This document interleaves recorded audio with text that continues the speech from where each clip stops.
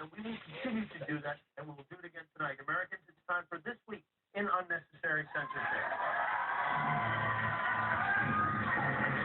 You saw a sign on the side of the road that said, world's largest. You'd stop, wouldn't you? I was greeted by a wave of sucker on my way over here. Is that on trend for the men? Here, take this money and go a horse. I'll tell you, it's a historical fact.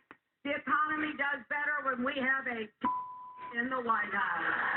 I have the biggest of anybody running by far. To the Hispanic community, I get it why you don't like us. I mean, who's going to vote for somebody who's going to their grandmother? Now, Secretary Clinton says the mic is too big.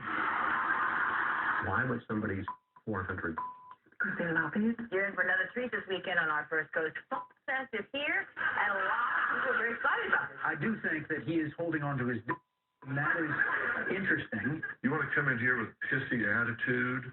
Who do you think you are? It's so nice to have Akon and DJ Hart here. DJ Hart. Yes. I love your name. Yes. Today's word is